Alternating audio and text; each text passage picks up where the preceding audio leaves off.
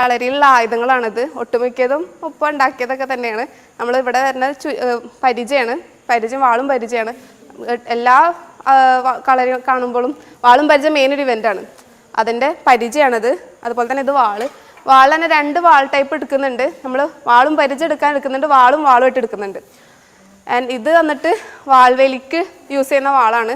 നമ്മൾ ശരീരത്തോട് അണങ്ങിയിട്ട് എടുക്കുന്ന ഒരു പയറ്റാണ്, വാൾ കൊണ്ട് ഉപയോഗിക്കുന്ന ഒരു പയറ്റാണ് വാൾവേലി. അപ്പോൾ അതിന് യൂസ് ചെയ്യുന്ന വാളാണിത്. ഇത് രണ്ടും വേറെ വേറെ വാളാണ്. ഇവിടെ വന്നിട്ട് ശൂലുണ്ട്, ശൂലപ്പയറ്റ് എന്ന് പറയും. അതുപോലെ തന്നെ നമ്മൾ വേലായുധമൊക്കെ എടുക്കുമ്പോഴും നമ്മൾ ഇതിട്ട് പയറ്റാറുണ്ട്. അതിനെടുക്കുന്ന ഒരു ആയുധമാണത്.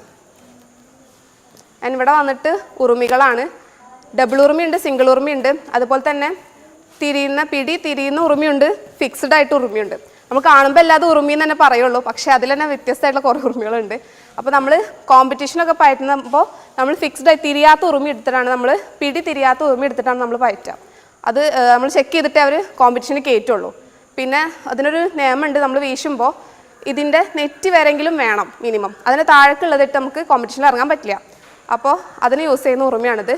ആൻഡ് 2 ഓല ഉണ്ട്, സിംഗിൾ ഓല ഉള്ളതുണ്ട്. സിംഗിളായിട്ടാണ് നമ്മൾ എടുക്കുക വീശുമ്പോൾ പയറ്റുമ്പോൾ എന്താണ് കോമ്പറ്റീഷനൊക്കെ.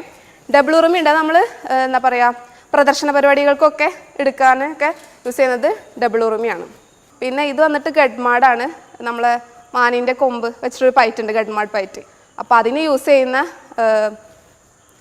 ആയുധമാണിത്. പിന്നെ ഇതൊക്കെ പൊന്തി, നമ്മളെ കളരിയിലുള്ള ഒരു പയറ്റാണ് പൊന്തിപ്പയറ്റ് എന്ന് പറയുന്നത്. അതിന് യൂസ് ചെയ്യുന്ന മരം കൊണ്ടുണ്ടാക്കിയ ആയുധം തന്നെയാണത് കേട്ടോ. പിന്നെ വടികളാണ്, കോൽത്താരിയിൽ വരുന്നതാണ് വടി. ഇതിൽ കെട്ടുകാരി, നേരത്തെ എടുത്ത ശരീരവടി, അതൊക്കെ ഇതിട്ടാണ് എടുക്കുന്നത്. നമ്മൾ വടിവീശലിനും നമ്മളിത് യൂസ് ചെയ്യും. ഇതും വടിവീശലിന് വേണ്ടിയിട്ട് എടുക്കുന്ന വടിയാണ്. റെട്ട് 2 സൈഡിൽ ഇങ്ങനെ ബോൾ വെച്ചിട്ട് ചെയ്യുന്ന ഇതിനാണ് റെട്ട് വീശൽ എന്ന് പറയും.